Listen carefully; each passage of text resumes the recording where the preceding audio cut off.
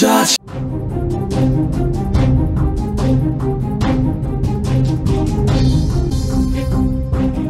మంచి చెడు మానవత్వం అనే విలువలు లేని ఈ సమాజంలో ప్రాణానికి కూడా విలువ లేకుండా పోతుంది.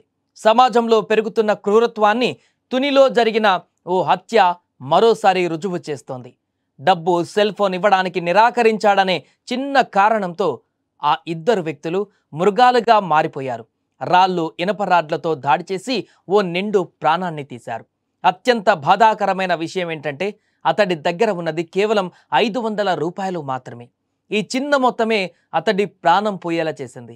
ఈ హత్య చేసింది కరుడుగట్టిన నేరగాళ్ళు, ప్రొఫెషనల్ కిల్లర్స్ కాదు, చెత్త కాగితాలు ఏరుకునే అల్లరి చిల్లరగాళ్ళు. నర్సీపట్నం మండలం ఎరకన్న పాలానికి చెందిన తనరా అప్పలనాయుడు భార్యాభర్తల మధ్య కుటుంబ గొడవలతో నర్సీపట్నం నుంచి వచ్చాడు.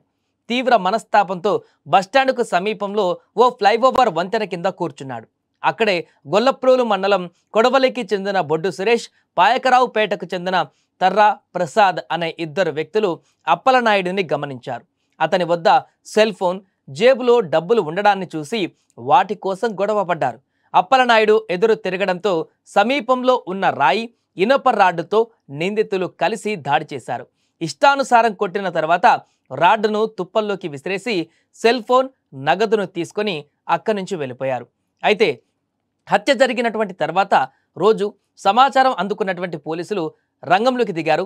సమీపంలో ఉన్నటువంటి సీసీ కెమెరాల ఫుటేజ్ ఆధారంగా సంఘటనా స్థలంలో దొరికిన ఆధారాలతో పోలీసులు కేసు దర్యాప్తు చేసి వారం రోజుల్లో ఛేదించారు. మంగళవారం తుని పట్టణ శివారులో తచ్చాడుతున్నటువంటి నిందితులను అరెస్టు చేసినట్టుగా పెద్దాపురం డీఎస్పీ డి శ్రీహరిరాజు వెల్లడించారు. ఇక వేలు కాదు, లక్షలు కాదు, కేవలం 500 రూపాయలు. ఓ వ్యక్తి ప్రాణం పోవడం నిజంగా దారుణం. ఈ హత్య పైన మీ అభిప్రాయం ఏంటో కామెంట్ చేయండి. ఈ కేసులో ఇద్దరు వ్యక్తులను అరెస్ట్ చేయడం జరిగిందండి. బొడ్డు సురేష్, తర్రా ప్రసాద్ అని చెప్పేసి ఇద్దరు కూడా ఎక్కడైతే నేరస్థలం ఉందో ఆ నేరస్థలంలో ఈ చిత్తుగాజలు ఏరుకుని జీవిస్తున్నారండి. ఈయన ఇందులో చనిపోయిన వ్యక్తి తానారు అప్పలనాయుడు అని చెప్పి ఈయన నర్సీపట్నం ఏరియా భార్యాభర్తల మీద చిన్న చిన్న ఇష్యూలు ఉన్నాయి.